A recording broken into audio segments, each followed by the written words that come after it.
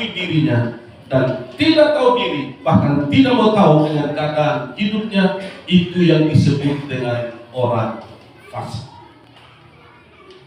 Ciri yang kedua, Bapak, ayat 2 bilang begini, tetapi yang kesukaannya ialah Taurat Tuhan dan merenungkan Taurat itu siang dan malam. Seperti orang yang sakit mengakui sakit, dia cari dokter dan minum obat 3 kali 1, pagi, siang, dan malam. Orang jelek yang sadar ia jelek, cirinya apa Bapak? Selalu pergi ke salon, amin? Benar, butuh apa pergi di salon? Ya, facial supaya glowing, itu orang benar. Jadi kalau pergi ke salon juga tindakan orang benar itu, karena dia tahu diri masih ada yang kurang, jadi perlu dikasih benar itu, tidak salah itu. Lalu Bapak, orang berdosa yang mengaku berdosa, dia cari Tuhan, dia suka firman Tuhan dan hidup dalam firman. Itulah yang membuat ketika dia berjumpa dengan Tuhan, dia dibenarkan. Jadi kunci orang benar supaya berhasil ialah karena dia suka cari firman Tuhan dan merenungkan firman itu siang dan malam. Demikian juga hidup kita sehari-hari, Bapak. Kalau kita mau sukses, Bapak, maka kita harus mencari pendidikan itu dengan begitu serius. Siang dan malam anak-anak kita harus dididik dan harus beri resep. Pendidikan itu 3 kali 1. Penyakit kebodohan akan bisa sembuh ketika Bapak Mama memberi resep yang kuat.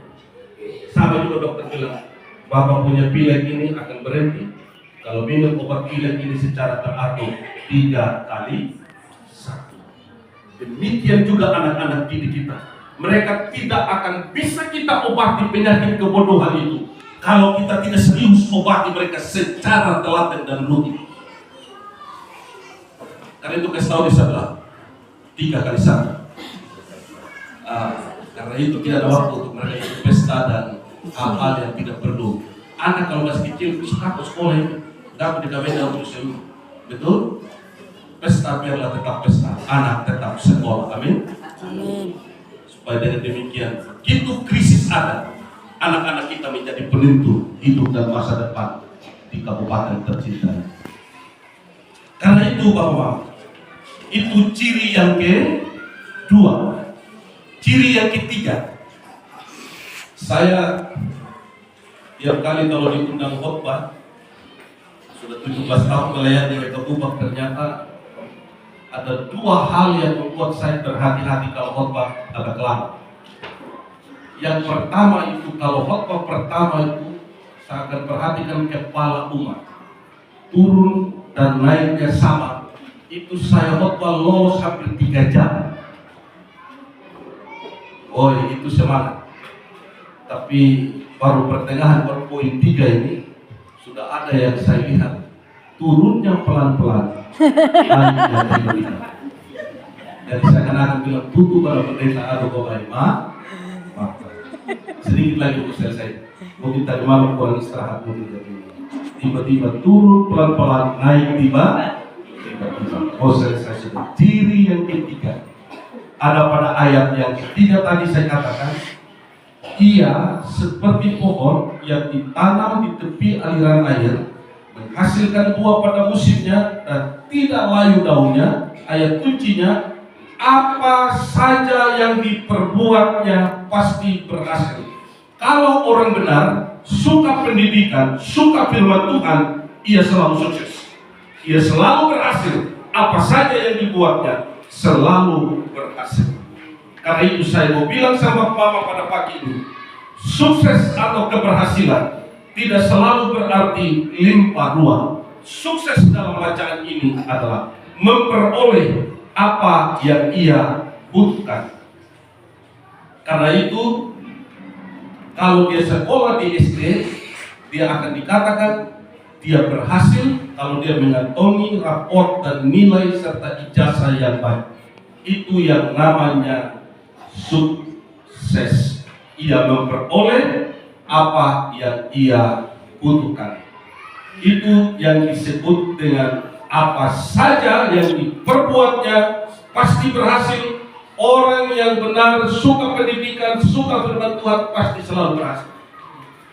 Dan yang keempat, ciri yang keempat saya katakan tadi dari awal, Mazmur ini adalah Mazmur pengajaran. Di manakah inti pengajarannya? Ada di ayat 1 tadi, Bapak. Apa itu di ayat 1?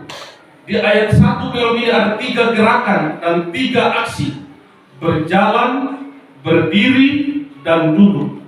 Berbahagialah orang yang tidak berjalan menurut nasihat orang fasik, dan yang tidak berdiri di jalan orang berdosa, dan yang tidak duduk dalam kumpulan pencemooh.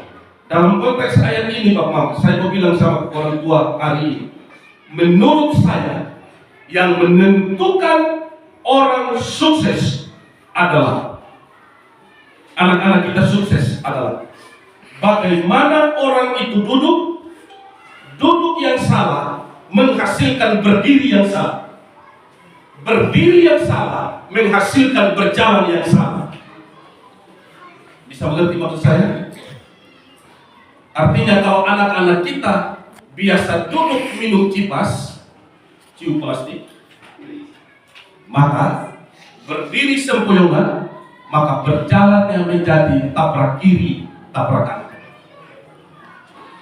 Saya mengartikan duduk ini, Bapak, menurut Bapak, sebagai suasana lingkungan hidup, baik rumah tangga dan tempat kita ada, kebiasaan-kebiasaan sehari-hari. Berdiri saya artikan sebagai sikap mental dan karakter keluarga, orang tua dan anak. Sementara berjalan saya artikan sebagai tindakan, perbuatan dan aksi. Artinya, Bapak, kesimpulan hari ini, kalau suasana lingkungan hidup rumah tangga kita adalah fasik, maka akan terbentuk sikap mental karakter orang berdosa dalam diri kita dan anak-anak kita. Sehingga lahirlah anak-anak kita dan orang tua yang selalu melakukan tindakan dan perbuatan yang fasik dan jahat. Namun, jika suasana lingkungan hidup kita, rumah tangga kita, kebiasaan kita sehari-hari adalah suatu pergaulan yang akrab dengan Tuhan dan jadi contoh dan teladan bagi anak-anak, maka sikap mental yang akan terbentuk adalah karakter orang benar, sehingga lahirlah anak-anak dan keluarga tindakan dan perbuatan yang benar dan yang memberkati sesama dan juga memuliakan nama Tuhan. Oleh karena itu, kuncinya Bapak Mama adalah apakah setiap hari kita bergaul dalam takut akan Tuhan dan jadi teladan bagi anak-anak kita? Firman Tuhan itulah yang membuat hidup kita sebagai orang benar.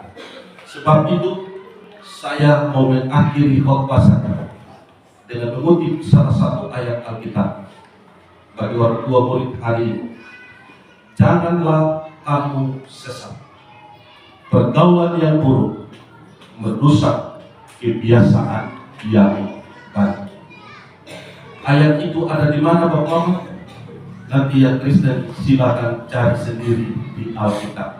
1 Korintus 15 ayat 33. Kalau mau anak-anak kita baik, Papa Mama harus hidup dalam karakter yang baik. Kalau mau anak-anak kita sukses, Papa Mama harus memiliki mental orang sukses. Tidak bisa mental orang pemalas menghasilkan anak-anak yang sukses, tidak mungkin. Kiranya dengan firman Tuhan ini memberkati dan juga meneguhkan kita semua. Semoga Tuhan memberkati anak-anak kita dan pertemuan kita hari ini. Terpujilah nama Tuhan. Amin.